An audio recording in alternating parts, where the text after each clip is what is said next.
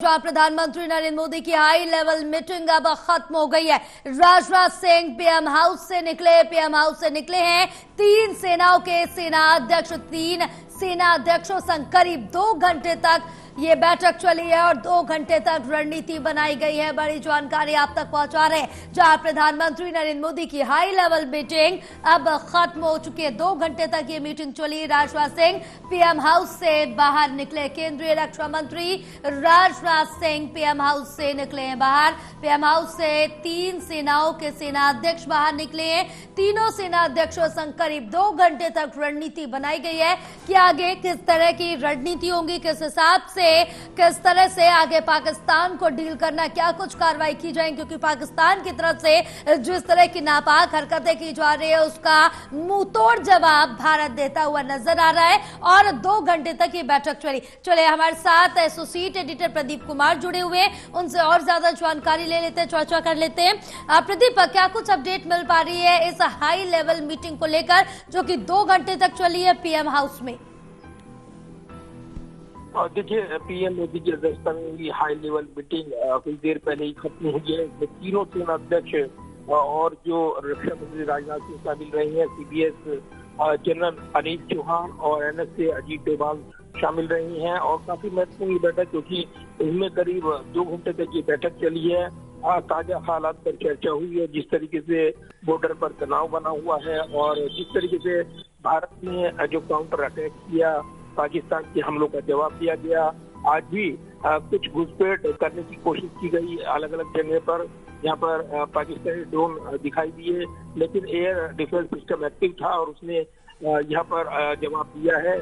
तो ये जरूर है कि अभी जो बैठक खत्म हुई है, इसके बाद एक और बैठक चल रही है, जानकारी मिल रही है, जिसमें प्रधानमंत्री मोदी, अजीत डोभाल और विदेश मंत्री एस जयशंकर अभी भी बैठक कर रहे हैं। तो आगे की मंथन क्या रणनीति या कूटनीति के तौर पर ये महत्वपूर्ण रहेगा देखना जब क्या जानकारी साझा की जाती है। लेकिन ये जरूर है कि रणनीतिक बैठकों के दौर जारी हैं और कहीं न कहीं ऐसे जब पाकिस्तान की ओर से ताजा तनाव बनाने की कोशिश की गई है, इस बीच एक उच्च स्तरीय बैठक प्रधानमंत्री की अध्यक्षता में हुई है, जिसमें करीब 2 घंटे तक चली बैठक में यहाँ पर ताजा हालात की समीक्षा की गई है। ऑपरेशन सिंदूर जिस तरीके से लॉन्च किया गया और सैन्य ठिकानों पर जिस तरीके से कोशिश की गई भारत के सैन्य ठिकानों को टारगेट करने की पाकिस्तान की ओर से, लेकिन भारत के S-400 एयर डिफेंस सिस्टम के जरिए इन हमलों को नाकाम किया गया।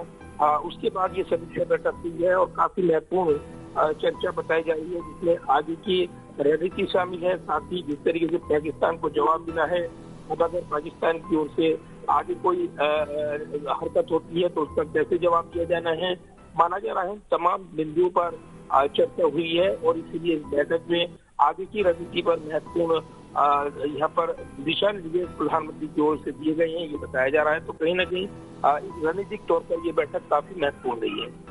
बिल्कुल प्रदीप, क्योंकि जिस तरह से देखें कि जब से ऑपरेशन सिंदूर को अंजाम दिया गया उसके बाद से लगातार बैठकों का जो दौर है वो देखने को मिल रहा है। हाई लेवल मीटिंग्स पे मीटिंग बुलाई चली। आज सुबह से ही अगर बात कर ली जाए तो केंद्रीय रक्षा मंत्री राजनाथ सिंह ने भी बैठक की, उसके बाद गृह मंत्री अमित शाह ने भी हाई लेवल मीटिंग बुलाई, डीजी और तमाम लोगों के साथ बैठक की है। उसके बाद ये बैठकों का दौर देखने को मिल रहा है।